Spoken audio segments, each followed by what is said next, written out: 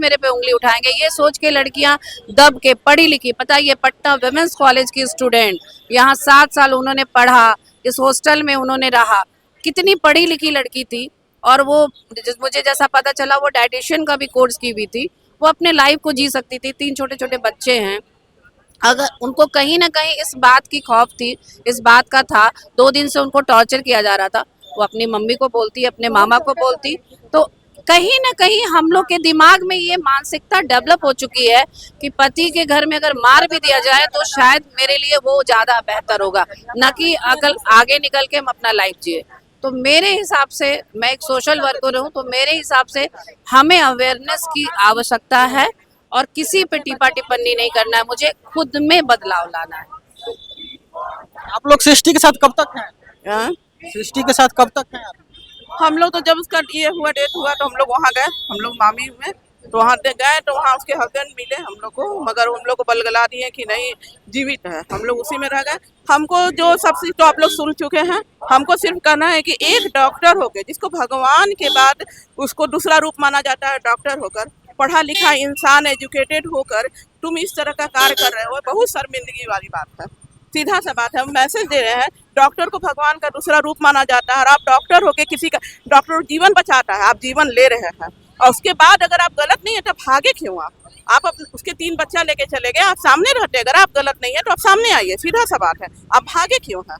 भागिए नहीं आप। तो बहुत टॉर्चर किया जा रहा था, बहुत टॉर्चर किया जा रहा था, सिगरेट से जलाया जा रहा था 2 दिन पहले उसको, बहुत टॉर्चर किया जा रहा है। सारा चीज सिर्फ हम सरकार से ही गुहार कर रहे हैं कि हमारे साथ न्याय करें नीतीश कुमार। ये नहीं कि मिडिल क्लास फैमिली है उसको दबा दिया जाए, ये नहीं किया जाए। एक लड़की के साथ इतना सारा अत्याचार हुआ, वो तो बाद की बात है, कोर्ट में होगा, उसके बाद नहीं। सिर्फ इतना ही हमको कहना है कि एक डॉक्टर हो, क्या पढ़े लिखे MBBS करके, भगवान पर अगर डॉक्टर जाता है किसी के पास तो बोलता है कि डॉक्टर साहब दूसरा रूप है, आप हमको बचा दिए, होता है ना, लोग बोलते हैं ना कि डॉक्टर साहब भगवान के बाद दूसरा रूप माना जाता है। अगर इस तरह से भगवान ही करने लगेगा तो समाज क्या रहेगा? बच्चे ना, 3 बच्चे हैं, 3 बच्चे के साथ वो क्या कर रहे हैं? जब अपने बीवी के साथ 12 साल शादी मायने रखता है। एक कुत्ता बिल्ली पालता आदमी को तो ममता हो जाता है, मुंह हो जाता है। 12 साल आप बीवी को रख के 3 बच्चा पैदा करके और उसके बाद आप उसका हत्या कर देते हैं।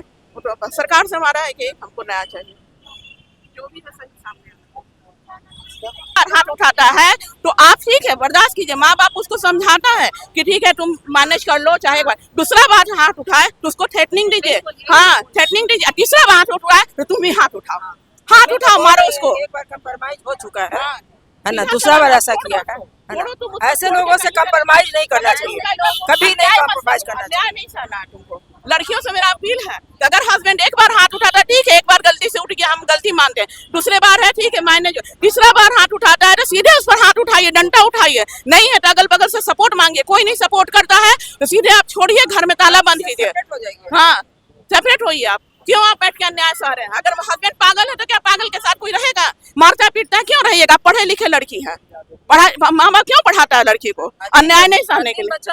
हाँ 3 बच्चा अनाथ, कहाँ है 3 बच्चा?